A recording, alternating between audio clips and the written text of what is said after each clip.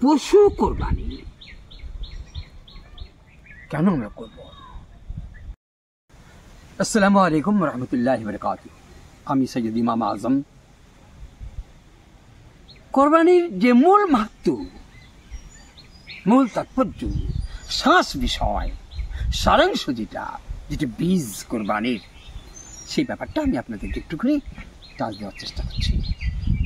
কেন ওই ৪,৫০০ বছর থেকে ইব্রাহিম আলাইহিস সালামের সময় থেকে এই পর্যন্ত কোরবানিকে মানুষ টেনে এনেছে, এর মূল শিকড় কোথায় এবং এটার আমাদের উপকারিতা কোথায়, ঔষধি বিষয় কোথায়, অর্থাৎ মূল মাহাত্ম্য কোথায়, এটাই বলব। মহত্বতা কোরবানি সেটা হলো এই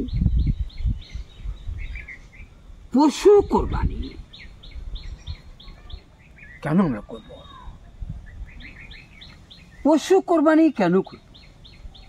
পশুই বা কেন আল্লাহ পাঠালেন সেদিন? ইব্রাহিম আলাইহিস সালাম কে ইসমাঈল আলাইহিস সালামের পরিবর্তে পশুই বা কেন? মনে রাখবেন, মনুষ্যত্ব এবং পশুত্ব দুটো বিষয় বিষয়। তা আমার মধ্যে যে মনুষ্যত্ব, সেই মনুষ্যত্বকে অন্তরে স্থান দেওয়ার জন্য পশুত্বের বিদায় ঘটাতে হবে। আমার মধ্যে পশুর ঢিপাঢিপি যে স্বভাব, সিং পশুর স্বভাব, আক্রমণাত্মক যে স্বভাব, সবই থেকে থাকবে। আমি হামলাকারী, আমি গীবতকারী, আমি চুগলখোর হব, আমি মানবতা বিরোধী কাজ, এন্টি সোশ্যাল মস্তান হব, অথচ কোরবানিও করব, এটি নয়। কোরবানি হলো আমার পশুত্বকে জবাই করে দেওয়া। আমার মধ্যে একটা পশুত্ব আছে, হিংসতা, অসামাজিকতা, হিংসা, বিদ্বেষ, অহংকার এবং মারামারি, কাটাকাটি, হানাহানি করবার মধ্যে অভ্যাস আমার মধ্যে কিন্তু মেটাল আছে। এইটাকে বৎসরে এই যে রোজা হলো, রোজাতে আমি খানিকটা ধ্বংস করলাম। 1 মাস আমি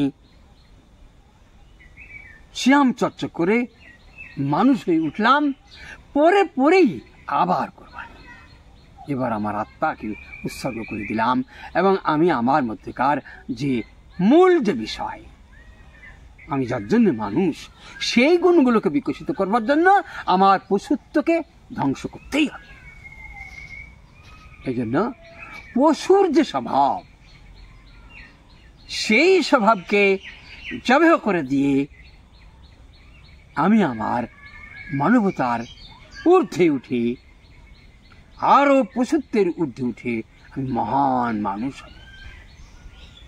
এটা যদি না হয়, আমি আমার যত কুবৃত্তি, যত বদমাইশি, শয়তানি শক্তি সব আমার অন্তরে অবস্থান করছে, অথচ আমি একটা ছাগল কোরবানি দিয়ে দিলাম, একটা গরু কোরবানি দিয়ে দিলাম, একটা দম্বা কোরবানি দিয়ে দিলাম, একটা মহিষ কোরবানি দিয়ে দিলাম। এতে কোরবানির কোনো টেস্ট নাই। আমি কোরবানি করব পশুকে, অর্থাৎ আমার অন্তরের মধ্যে যে পশুত্ব, সেই পশুত্বকেই আমি কোরবানি করব। এই কোরবানিটার একটা ব্যাপার আছে। ছাগল হলে 7টা অংশ হবে না, 7 জন মিলে হবে না, কিন্তু গরু, উট, মহিষ, এগুলো কিন্তু আমার 7 জন ভাইকে নিয়ে আমি একসঙ্গে ঐক্যবদ্ধ হয়ে করতে পারব। এই ঐক্যতা, এই পশুত্বর নিঃশেষতা, ধ্বংস কোরবানির মূল বিষয়। আরও একটা বিষয় আছে, একটা বিষয়ও নয়, শুধু মাংস নয়, একটা চামড়া। সেই চামড়া যে দাম হবে, সেই দামটাও প্রত্যেকে সমানভাবে ভাগ করা এবং প্রত্যেকে গরিব অসহায় মানুষকে চামড়ার টাকা দান করা। ওর 100 টাকা, ওর 500 টাকা, ওর 200 টাকা, ওর একটা সময় গরিব মানুষটা, অসহায় মানুষটা একটা সচ্ছলতায় ফিরে আসবে। তার মুখে হাসি ফোটানো কোরবানির আসল কাজ। গোস্ত দিয়ে, অর্থ দিয়ে এবং মনুষ্যত্বকে ধ্বংস করে দিয়ে, এই পশুত্বকে ধ্বংস করে দিয়ে মানবতাবাদী হয়ে আমি কোরবানি যখন করব, তখন এই কোরবানি হবে ইন্না সালাতি ওয়া নুসুকি ওয়া মাহইয়াই ওয়া মামাতি লিল্লাহি রাব্বিল আলামিন। আমার নামাজ, আমার ইবাদত বন্দেগী, আমার কোরবানি সব আল্লাহর জন্য। লিল্লাহি রাব্বিল আলামিন। সেই সময় আমি হয়ে যাব আলাইহিমদের দলে, আমি হয়ে যাব আসল মানুষ।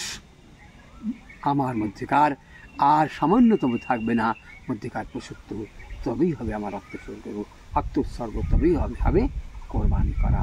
এই জন্য কোরবানি যাদের যাদের আছে তারা পূর্ণ নিয়াত করুন যে আমি কোরবানিতে আমার জীবনের যাবতীয় বদ অভ্যাস সবগুলোকে ত্যাগ করে, অহংকারকে ত্যাগ করে, দাম্ভিকতাকে ত্যাগ করে, হিংসা, মারামারি, বিদ্বেষকে ত্যাগ করে দিয়ে, সাম্প্রদায়িকতাকে ত্যাগ করে দিয়ে আমি হয়ে যাব মানুষ।